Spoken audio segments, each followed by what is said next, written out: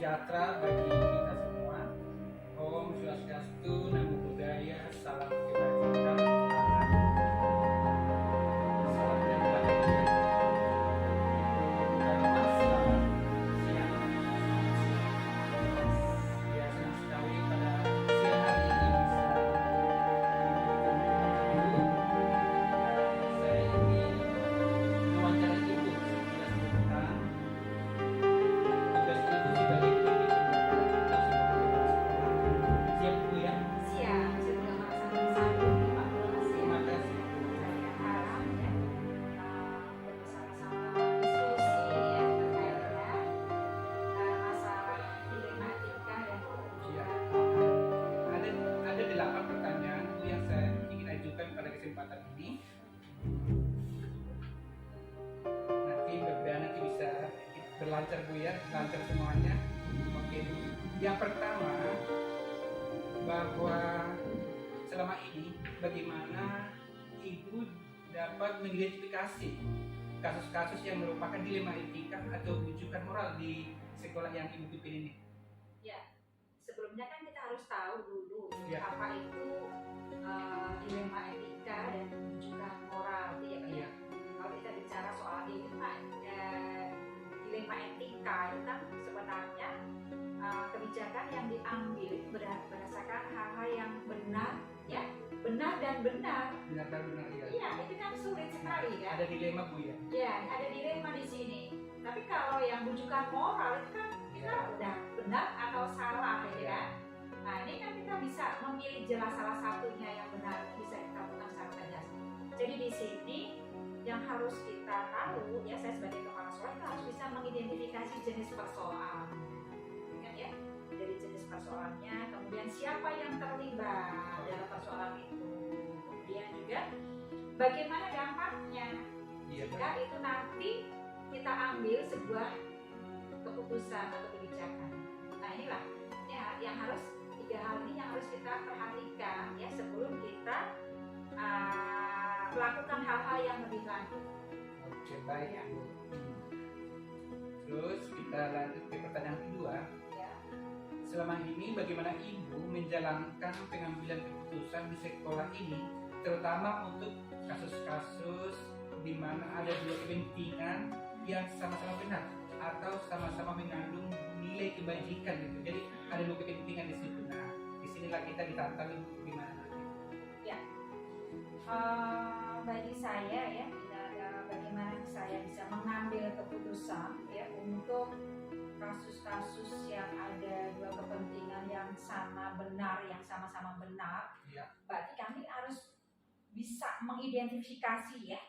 Mengidentifikasi ini kita harus lihat kembalikan ke paradigma bahwa paradigma pengambilan keputusan ini antara individu atau masyarakat. Kelompok Bu ya. Iya, antara keadilan atau kasihan. Nah, itu ya. Antara kebenaran atau kesetiaan, jangka pendek atau jangka panjang, ini yang harus kita lihat. Kalau dalam lingkup pendidikan ya di sekolah ya di SMA ini kita harus memperhatikan yang terkait dengan keadilan dan kasihan. Iya Pak ya, ini harus ketika kita mengambil kebijakan tertentu kita harus lihat bagaimana nanti dampaknya adil ya kan. Meskipun adil tapi kalau kita mengorbankan rasa kasihan nanti bagaimana? Ini hal-hal yang seperti ini yang harus kita lihat ya, harus kita uraikan lebih lanjut. Jadi kita harus bisa tentang berpikir ya untuk paradigma masalah pengambilan keputusan kita ini ya, individu dengan masyarakat seperti apa. Masyarakat di sini kan di kelompok masyarakat atau di lingkungan pendidikan itu kan ada guru, siswa, orang tua, dan masyarakat pemangku kepentingan yang lain. Ini yang harus kita pertimbangkan apa yang seperti ini. Ya, Pak ya, saya kira. Oke, kita lanjutkan ke pertanyaan ketiga. Langkah-langkah atau prosedur seperti apa yang biasa dilakukan Ibu selama ini di sekolah ini di SMA Negeri 10 Kota Bekasi ini? Iya, pastinya Pak.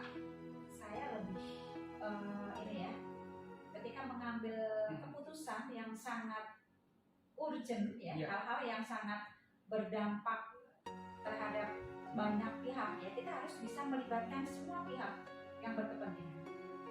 Di internal misalnya kita libatkan Wakaset misalnya, manajemen gitu. iya, dari manajemen ini kita libatkan, mungkin juga orang tua dan seterusnya. Inilah supaya untuk meminimalisir tingkat risiko, inilah kita perlu libatkan ya berbagai pihak. Nah ini di sini melalui apa?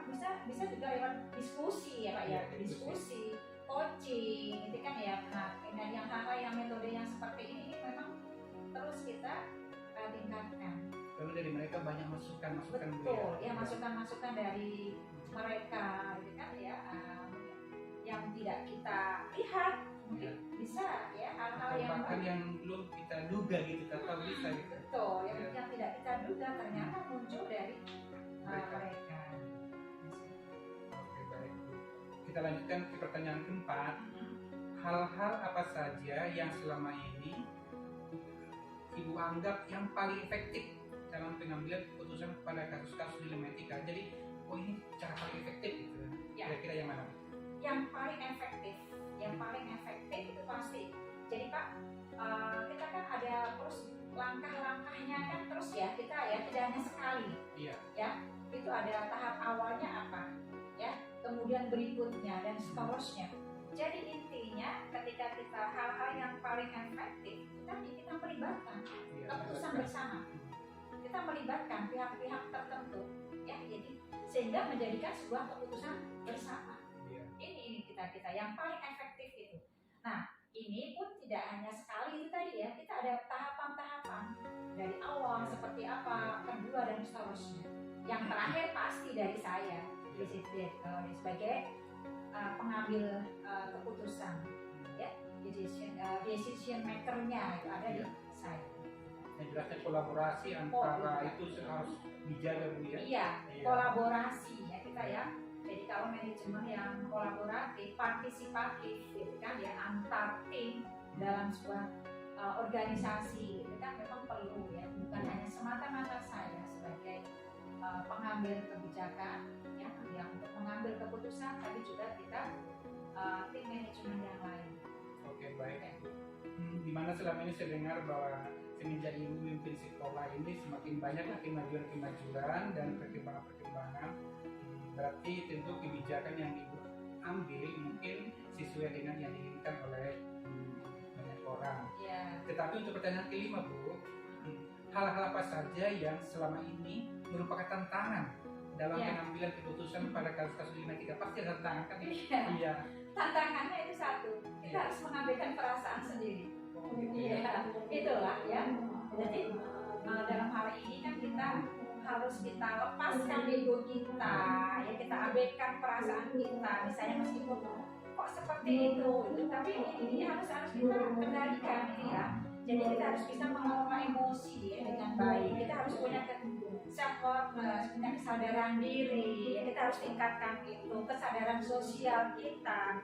Karena kebijakan itu semata-mata kita tempuh bukan untuk kepentingan kita sendiri. Iya betul. Ya, kepentingan publik, kepentingan bersama.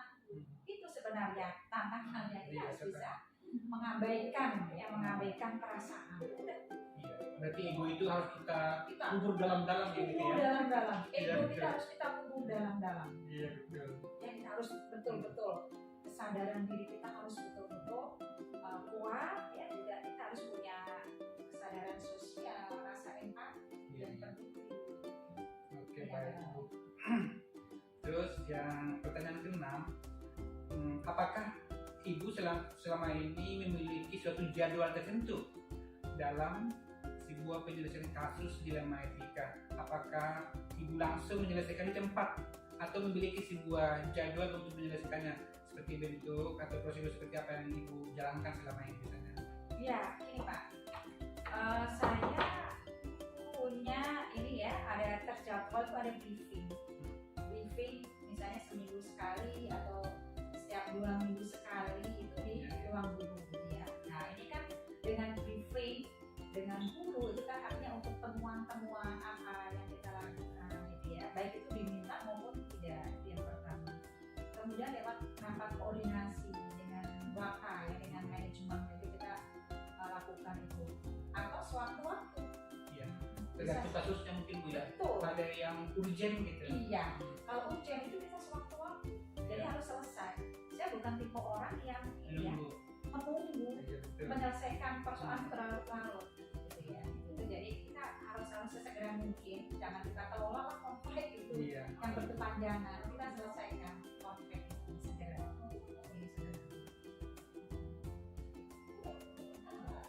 Oke, baik Bu. Terus yang pertanyaan ke-7, adakah seseorang atau faktor-faktor apa yang selama ini mempermudah atau membantu Ibu dalam pengambilan suatu keputusan? Ya. Gitu. Komunikasi. Komunikasi. Iya. Tak ada hal yang rumit yang tidak bisa diselesaikan, Iya. ya. Dengan catatan komunikasi kita dengan baik. Harus dibangun komunikasi. Iya, harus dibangun komunikasi. Bahkan hal yang mudah sekali itu bisa lumut Bisa. tanpa ada Iya. komunikasi. Ya, jadi intinya kita siapa saja sebenarnya. Intinya kita harus bisa lakukan komunikasi dengan baik. Ini komunikasi itu penting banget ya. Kita dengan siapa, orang tua, dengan guru, misalnya dengan siswa, misalnya ada laporan ini contohnya, contoh seperti itu. Kalau kita bicara soal ini ya Pak ya, Iya. saya di SMA 10 ini alhamdulillah lah mungkin ya prestasi ya bisa inilah Iya, bisa. bisa dilihat lah ya hasil-hasil yang bisa dicapai, capaian prestasi itu memang kita kerja keras. Iya. Kerja keras Pak. Jadi yang pertama yang memang harus kita dorong ya, kita tunjukkan dengan semua stakeholder yang ada di sini gitu kan. Orang tua tahu karakter ya, nilai-nilai karakter dari mana yang bisa kita lihat, yang bisa kita angkat dari karakter disiplin anak yang kita bangun gitu kan. Itu nanti orang tua akan semakin lebih Iya, gitu ya, betul. peduli ya terhadap kita, percaya gitu ya terhadap SMA 10 kan juga demikian. Iya. Selanjutnya, apakah Ibu punya suatu idola gitu? Jadi ketika kita menghadapi suatu masalah, langsung terpikir kita idola kita itu, oh pasti solusi dia seperti ini. Misalnya orang tua kita atau katakanlah suatu tokoh atau tokoh agama, ada nggak Bu? Iya, ya sebenarnya gini Pak, banyak loh itu ya. Justru kita belajar dari sana.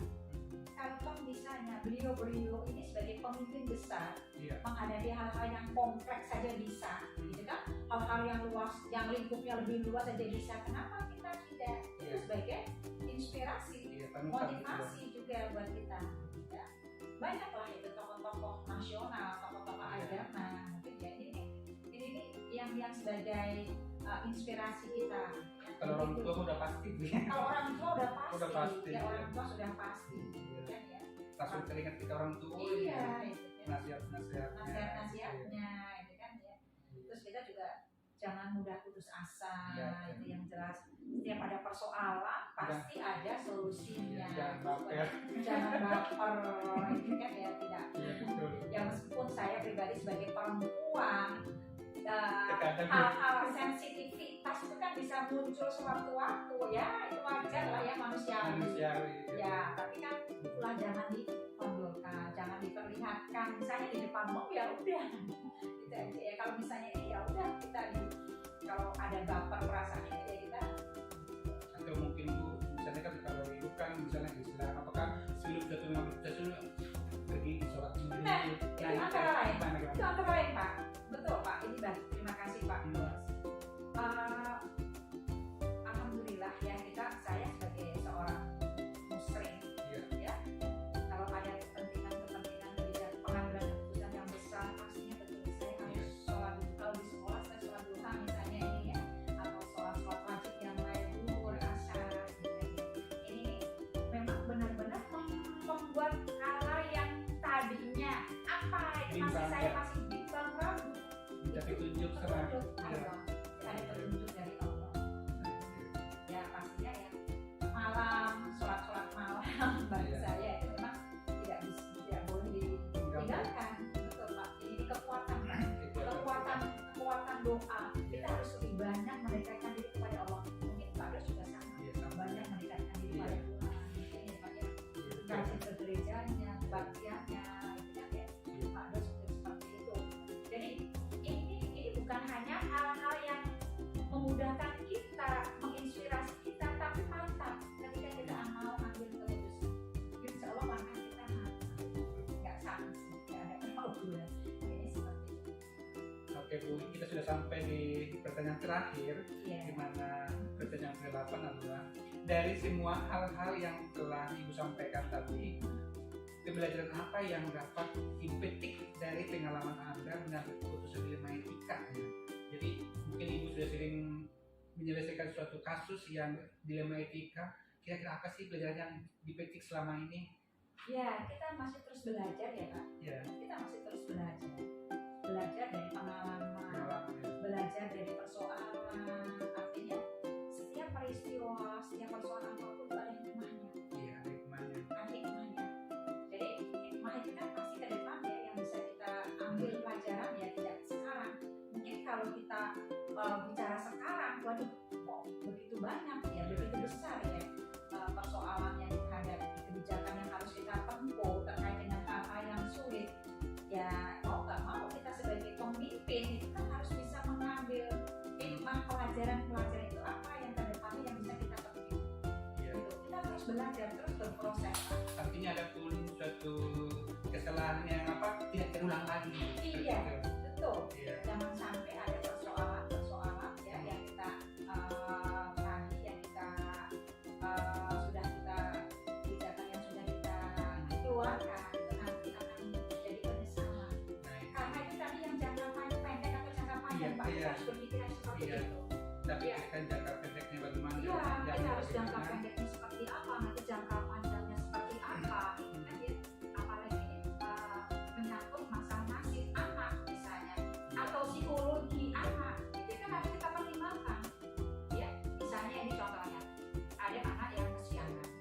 Ya, anak kesiangan Iya. itu kan nanti ada pembinaannya seperti apa, gitu kan ya. Apakah anak kesiangan itu kalau kita niruti kita sudah berkali-kali diingatkan, tuh keluarin ini aja. Masih kesiangan lagi. Iya, udah berapa kali kok masih kesiangan terus gitu kan. Kalau mengikuti keinginan kita udah pulangkan saja orang tua dipanggil. Tapi kan tidak seperti Ya, itu. seperti itu. Harus kita cari kenapa kamu nggak terlambat, kesiangan karena apa, dan seterusnya. Setelah tahu akar masalahnya, akar persoalannya apa, kita baru bisa memberikan langkah-langkah yang tepat. Ya, Jangan itulah kita disuruh mempelajari coaching mungkin ya, Iya, untuk mencari masalah itu Bu ya, mencari Nah, solusinya. benar mencari solusinya. Iya. Ya pendampingnya seperti ini. Alhamdulillah. Di sini tuh wali kelas ya, perannya wali kelas. Iya, wali kelas. Wali kelas dan juga guru BK yang terkait dengan anak ya, siswa ini besar karena bagaimanapun nanti kan akan berdampak pada capaian akademik ya, prestasi Iya, akademik. betul. Iya. Oke, terima kasih Bu Karoma sudah memberikan kesempatannya pada siang hari ini. Nanti kita sama berdua semoga SMA Negeri 10 Kota Bekasi ini semakin jaya ke depannya Bu. Ya, amin. Jangan Terima dibikin. kasih. Kita juga saling berkolaborasi, misalnya saya dari SMA 13 Kota Bekasi ya, saling berbagi. Iya, Jangan siap. berbagi itu kita. Iya, siap, Pak. Oke, terima kasih Bu ya. Semoga semakin jaya di bawah pimpinan Ibu Amin. sekolah ini. Ya, demikian juga Pak Dos ya sebagai calon guru penggerak ya mudah-mudahan terus berinovasi, Amin. terus berimprovisasi karena di tangan guru lah pendidikan di Betul. Indonesia itu akan semakin maju.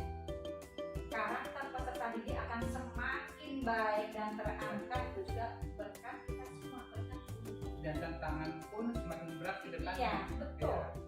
Ya. Nah, tantangan guru ke depannya itu memang semakin berat ya, Iya. menghadapi berbagai persoalan Iya. ya dalam dunia pendidikan terkait dengan bagaimana kita menghadapi anak, terkait dengan bagaimana peran guru bukan hanya sebagai transfer knowledge, gitu kan ya, Betul. tapi juga bagaimana kita membina karakter anak, ya, persoalan karakter ini Pak, Mendidiknya.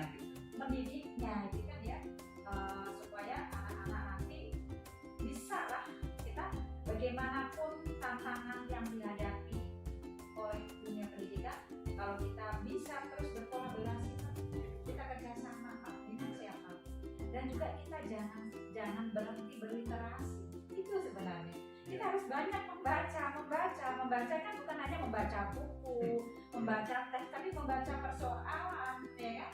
Kita harus sering mendengarkan, gitu. Ada hal-hal apa misalnya yang terkini, gitu kan? Bagaimana cara menyelesaikan dan seterusnya. Ini terus loh, ini kita dalam dunia pendidikan ini terus harus nguping, artinya telinga kita ini harus jangkauan telinga kita itu harus lebih luas. Mata kita bukan hanya mata, tapi juga mata hati. Bukan hanya mata, dua mata kita ini, tapi juga mata hati kita juga harus kita gunakan. Mau seperti apa? Dan juga harus segera Pak. Harus segera kita carikan apa yang mungkin itu ya Pak. Oke, baik Bu. Sukses selalu Pak Sukses Dosi ya. selalu. Dan cukup sekian dan selamat siang. Terima kasih Bu ya.